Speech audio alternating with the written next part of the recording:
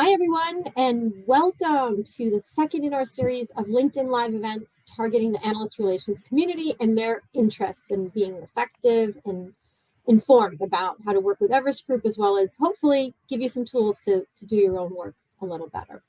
I'm joined today by two of my really wonderful colleagues, Ronak Doshi, who heads up parts of our different areas, especially the vertical-oriented areas of our IT services practice.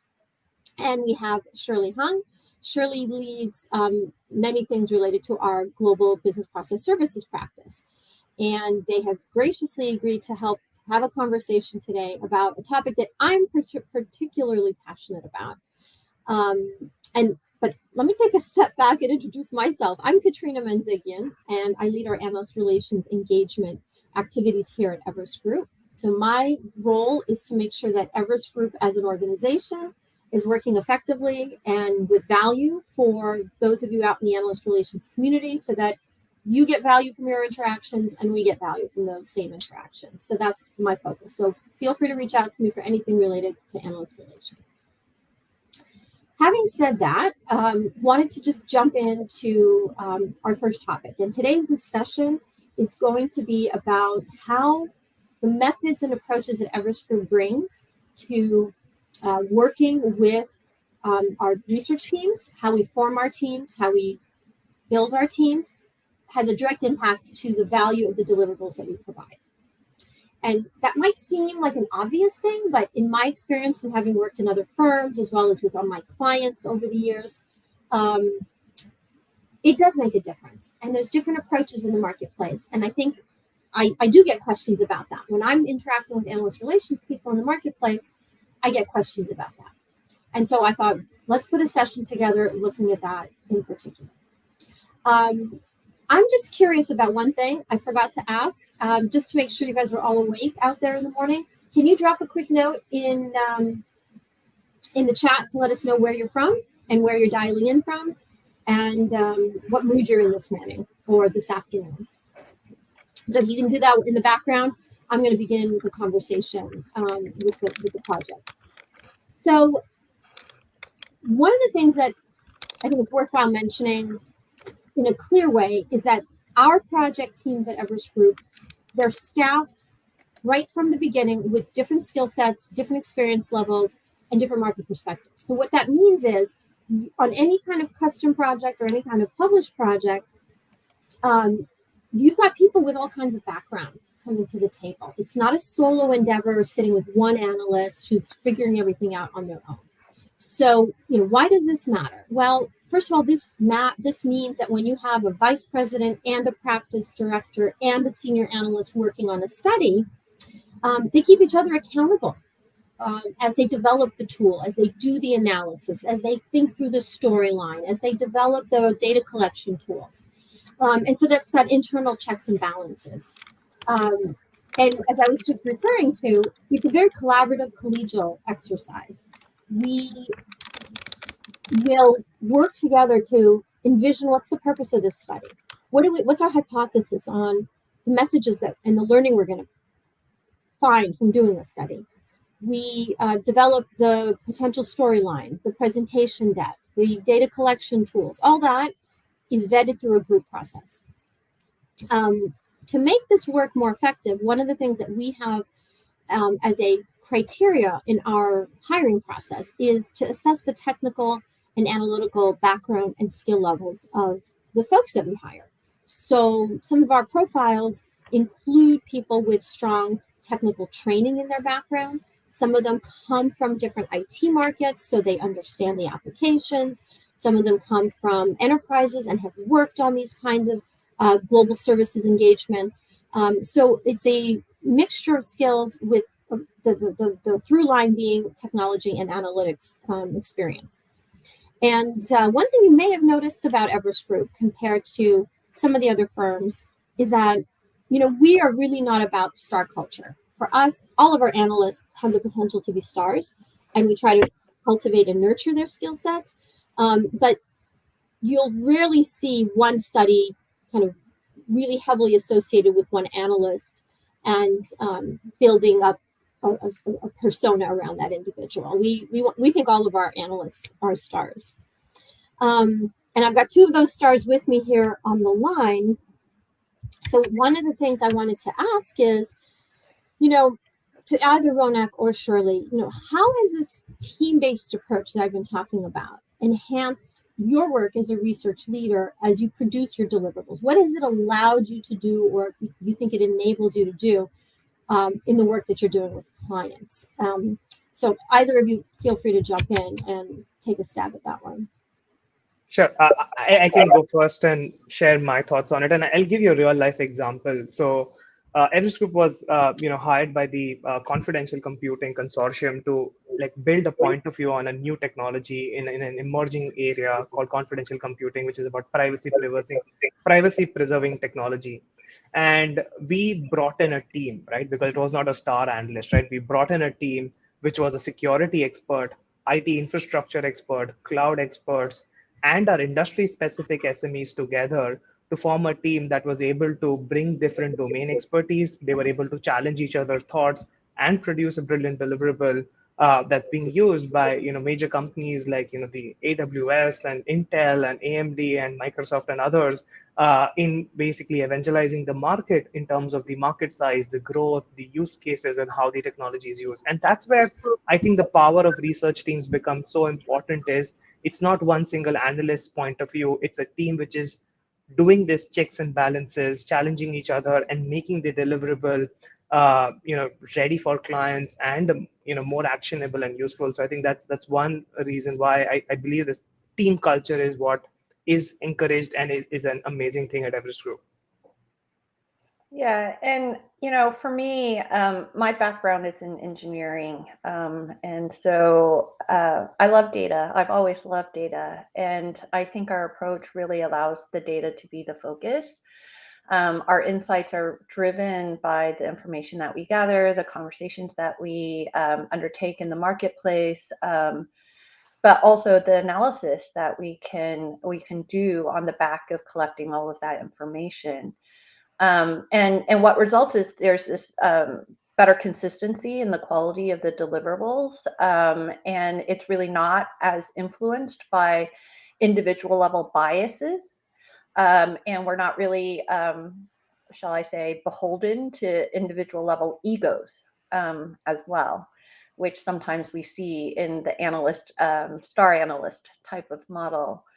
I think the team-based approach really actually extends beyond just our internal group of experts. We really consider the whole ecosystem of stakeholders that we engage with on a regular basis, the analyst relations community, our clients, industry influencers, and so forth, to be part of that team a lot of times in how we shape the way that we view the markets. We don't know it all, but in our privileged position of being able to access all different types of stakeholders, then we're really able to have a more holistic view of what's happening. We're able to synthesize those data points and formulate what it really means for our clients, our members, our research audience, and the fact that we work as a team means that we're gathering all of those data points exponentially through the increased touch points that we're really able to have into the marketplace. And again, it really makes the quality of our research much more robust. Well, that is great context for the next slide. The next topic I want to talk about. But before I do that, I realized I didn't mention where I am. I'm looking at where we have folks from. We have places, in Greenwich, Connecticut. We have Bangalore. We have Brooklyn. We have Delhi on the list. So if you haven't already told us where you're from, we have a France user on the line. So if you haven't told us where you're from, I'm in the Boston area, and we're having a beautiful fall day, which I'm excited about because I love fall in New England. Ronak, where are you today? Which part of the world are you? I'm at my home in Jersey City, New Jersey. So yeah, we're having a great weather here. Okay, great. I see somebody from San Jose. Thank you. So Just to interject, Katrina, I think the benefit of this LinkedIn model is that people can actually ask questions along the way as well, and so yeah, definitely. just encourage people to do that and ask a question in the chat, and we can address it. I think in addition to asking questions, I'd love to see people if they have any shared experience around their experiences in engaging research in the marketplace, whether it's Everest Group or elsewhere. What have you found in terms of different approaches that work? So if you have any topics in that, thoughts in that regard, I'd appreciate it. Throw it in the chat, and we'll take a look, and maybe that'll become the next point of the conversation. But one of the things I also get asked about is on this visual here, which is, do we have separate teams for our custom research projects versus our published research projects? And at Everest Group, that's not our approach. We have a set of teams that develop IP and domain knowledge, and they're deployed across all of the projects that require that knowledge.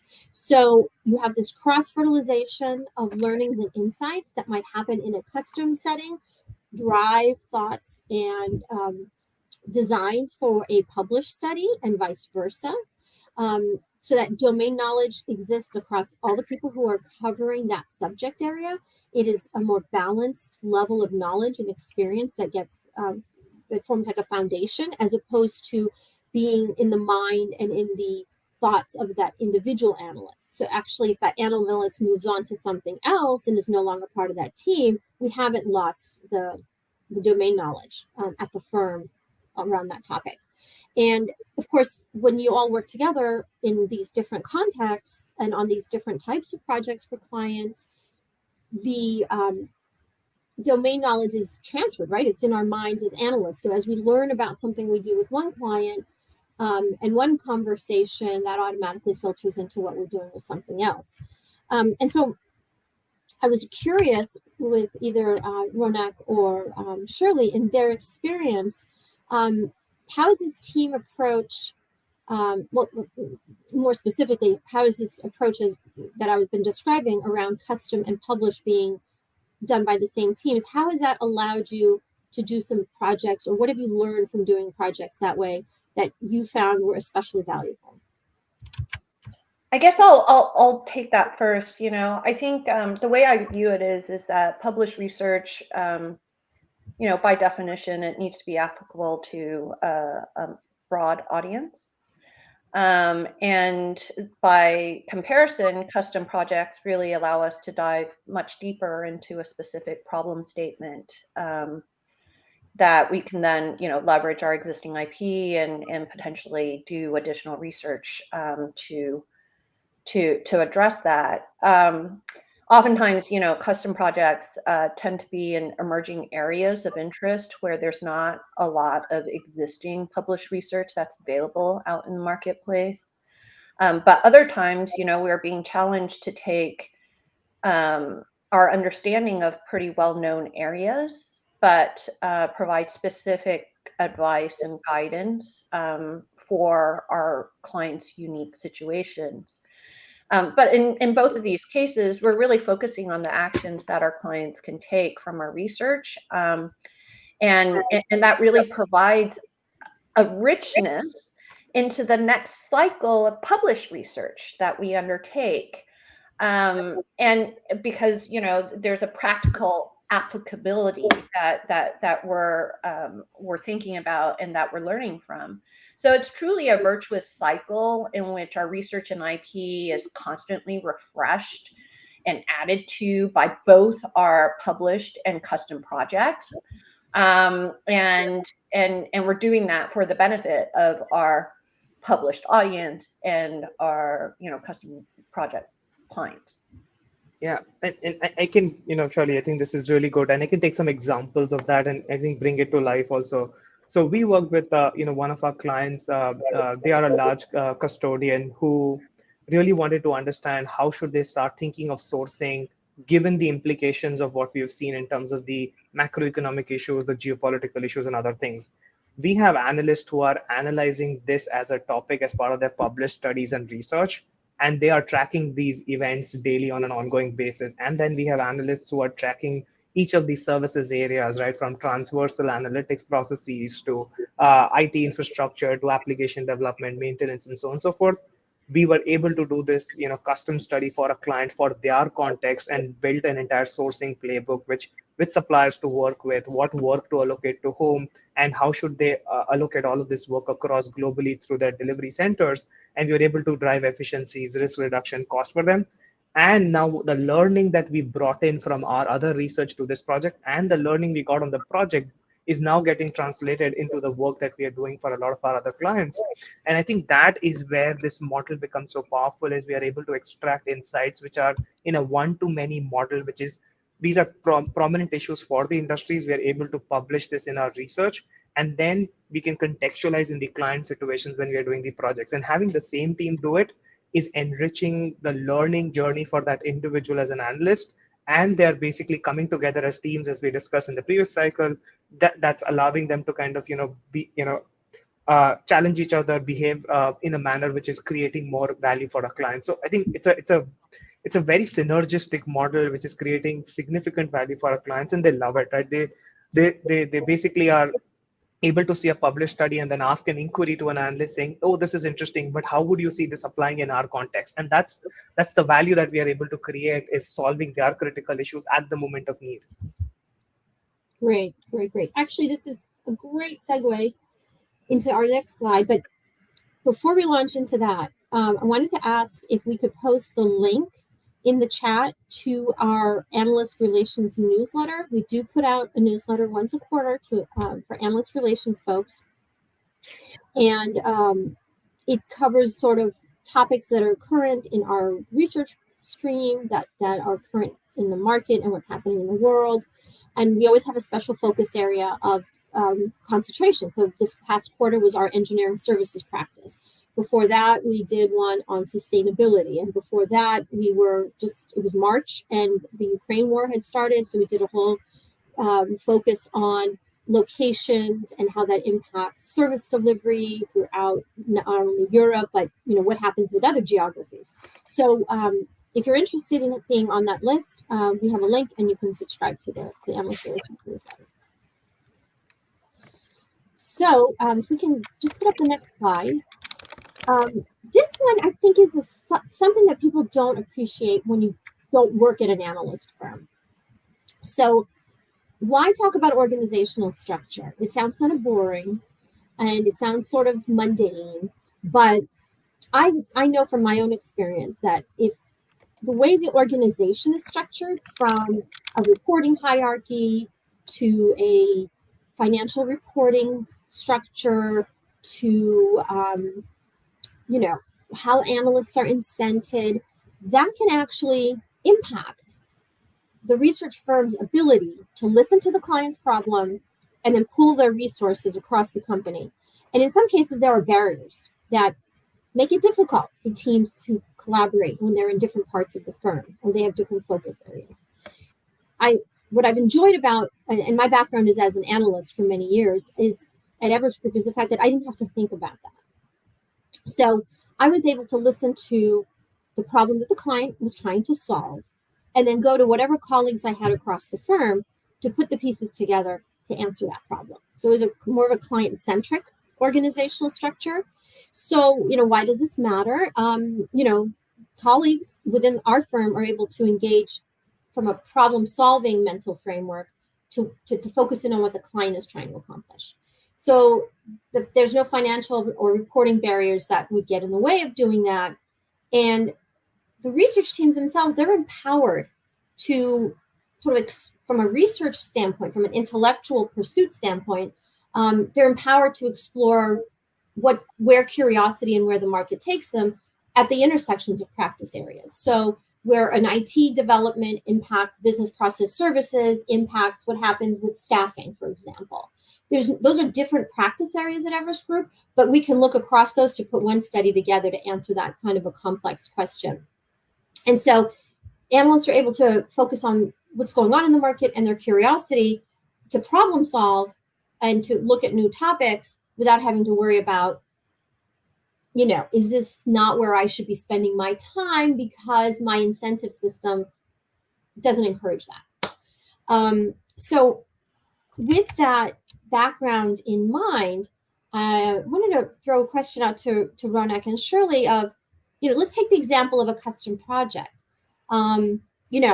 Given that this organizational structure exists, what comes to mind is maybe a creative project or a creative staffing opportunity that you had to like maybe pursue a particular study or a particular custom project that you didn't even hesitate to reach out to pull people together. Yeah. So I can take one example, and again, this is live client feedback that also came in, which got me really excited. Is there's an investor client who was investing into high growth startup for the data market, specifically on the cloud side. And they had gone to other analyst firms, and what they realized is they got different market sizes for the same market from one single analyst firms, because one was tracking data, other was tracking cloud data platform, the third was tracking cloud, and they did not speak to each other. And that was very I think that for us was very abnormal, right? For us, it's like, oh, I'm doing data. I need to speak to my cloud team. I need to speak to my AI team. I need to speak to analyst teams, and we all need to collaborate on a common market size. You will see we have several forums, right? If I sidetrack a bit, right? If you look at agile philosophy being implemented at scale, we do that within an analyst firm, right? We have pods and squads and chapters and tribes, and these guilds, which are cross-functional teams, are ensuring that our market sizes across different teams are validated. We have a project which is called Project Water that runs across all the teams to ensure that we have a standard market size, that we are not basically giving different numbers to different teams. And in that specific project, the way we were able to bring cross-functional capabilities from our process teams, from our data teams, from our cloud teams, and analytics teams together to kind of create the market size, and also then bring our industry-specific domain teams to talk about the industry-specific market size, is where the organization structure and the ease of collaboration makes it so simple for us that it's second nature to us, right? And when I hear this as a critical issue in some of the other forms, is where I realize, oh, we are really privileged to see this, and I need to preserve it, and I need to contribute to the knowledge management and all the guilds that we have, and be more active in that, right? So it kind of drives me as an analyst to also do that. Yeah, our clients often, they don't fall neatly into our individual research programs. They tend to have problem statements that really extend beyond individual functional value chains, which are service areas or specialisms. However, we are organized internally. But because of our collaborative approach, we really can adapt our custom project teams to our client's scope of interest by cross-staffing with different SMEs and tapping into their IP and specialized expertise, really based on what our client needs, and we do this more often than not because the whole industry is converging, right? Yeah. And also because the depth of our coverage and the intersection points between these teams, they're arising more often than not. So one example that I would actually provide from a custom project is more on the buyer side. We oftentimes help our buyers with some of their sourcing projects, and also to think about how they leverage outsourcing to progress in their maturity journeys, right? And so we had a very large global financial services firm who wanted to understand how they can transform their procurement function further, and they already outsourced to a provider, and that contract is coming up for renewal in the next 2 years. So they're doing some advanced work to think about how they can build in more transformation components, how they can think about best practices, what are some of the negotiating levers, and different kind of points. And so we really partnered not just within the BPS procurement team, procurement outsourcing team. We partnered with our pricing assurance team on their price benchmarks. We partnered with our enterprise focused sourcing vendor management team to understand what kind of maturity models are out there. And all of that was actually quite seamless from a client point of view, right? We were just one project team that was helping to address their their set of problems, right? Yeah, very good point. Very good point. Those are great examples. I mean, think about what you just presented, Shirley. We've got a dedicated team that does nothing but look at it from the enterprise side and sourcing vendor management. We've got a pricing assurance team that looks at not just price points, but pricing models, pricing trends, price pressures, KPIs, how those are changing, what's driving value in contracts. We have folks specialized in the procurement outsourcing space. So, what are trends in the engagement of service providers for procurement outsourcing specifically? Who are the providers? What are they doing? What's their capabilities, their category specializations, their technology investments? And to bring all that together without having to step back and say, oh, okay, whose P&L is this going to be on? Or, gee, I can only give you 50% of this analyst because I can't afford to have them on too many projects outside of my team because I've got my team specific targets. To not have to have that conversation is actually very freeing and allows you to focus on the question at hand. So I have experience with that as well from my analyst days. So that kind of covers most of the top topics I wanted to look at. Then that I've gotten questions for, but kind of a softer question. This all sounds very kumbaya. Oh, we're such a great team. We don't have any ego issues. We don't have any barriers. But how does it actually kind of work when you go to run projects? How does this work in terms of maybe our talent models? Like what's the reality like on a daily basis? How do you navigate all this? So, yeah, go ahead, Rana. No, you go ahead. So I was thinking again, this is an interesting question, right? Because it's so natural to us, right? It just comes because born in that model and kind of bred as an analyst out there, it comes naturally, right? And again, somebody when asked this question is, how do you guys do it, right? It's interesting because it's a bit of a cultural aspect, it's a bit of an onboarding aspect, it's a bit of a training and tools and technologies put in the organization that allows us to do that. But then I think at the center of all of this is the strong alignment of everybody in the organization towards common goals and vision is what I've seen to be working really well. Hey, we're working in the best interest of our client. We're working in the best interest of our people. We want to be known as one of the most respected analyst firms in the market, which is creating actionable insights for our customers. I think that for us has been a constant theme that drives individuals. And they realize if I need to be in the best interest of my customer and I need capabilities which I don't have within my team, but there it across the organization, how do I bring it together? So this proactive orchestration of organizational capabilities to serve clients is something which has been, I would say, a cornerstone of the research organization in terms of how it has grown. I would say that's where this becomes very real and applies very well. And we can take so many examples, right? We have a financial services organization that's talking about a future of customer experience strategy. They need data, they need cloud, but at the same time, they also need to figure out how do they manage their contact center operations? How do they basically manage suppliers? How do they bring in more technology? Who should they work with? And no one single can answer all of this questions. So and to delight the client and to kind of create a response that will help them be resilient on this journey, you need that kind of an approach. Other topics, right? One that is my personal favorite is sustainability. If you think about being responsible organizations, it is a massive project for every organization. You have your risk leader, finance leader, data leaders, procurement leaders, everybody in the organization having to work towards it. If we have analysts covering sustainability as a topic, they need to bring the collective power of Everest Group to every conversation that they're having and stitch it, right? And that person is kind of doing that job of, okay, there is so much things happening within Everest Group, how do we bring that story to a customer? So we then create these roles which are allowing us to bring our best of Everest Group to our clients for these specific stakeholders, topics, themes, which basically makes it very real for our customers. Yeah, I completely agree with Ronak. From a work perspective, I've always been a lot more motivated by the key factors that we've been talking about in the past half hour. Creating value and impact for clients, which is one.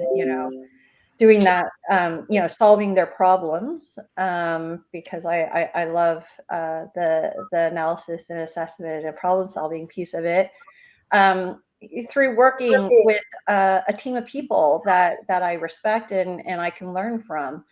I think for some of my colleagues that interviewed me 4 years ago for this job, and they asked me what was I looking for in my next role, that was what I said. They're like, but what kind of work do you want to do? I'm like, I actually don't care. As long as those three kind of factors are in place, I feel like I could do a lot of different things.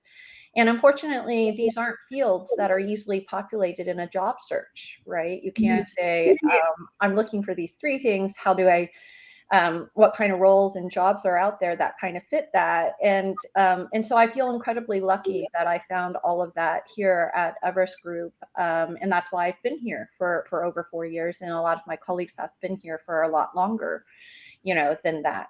Ronak and I actually haven't personally worked together very often, and yet a lot of the things that he's been saying, I completely resonate with me, and so that kind of cultural element that he's talking about, it's that strong vein that kind of helps drive those kumbaya moments that you talked about. Yeah, good. No, I'm so glad that you guys are sharing your personal experiences as individuals. And so, our time is sort of wrapping up, and I wanted to mention a couple of things before we wish everybody a good day. One is the reason I wanted to put this topic together, and it's not one that necessarily generates a lot of questions, but it was meant to be informative to the analyst relations community, so that coming out of this session, my hope is that you understand more about how Everest Group works, so that when your internal stakeholders, your colleagues are looking for perspective on what's it like working with Everest Group, or we have a project, we think which firms might be able to tackle it, who should we be talking to? You have some sense and some confidence of helping you make those choices, at least as it pertains to Everest Group. And hopefully, you feel a little bit more comfortable in understanding what we're about.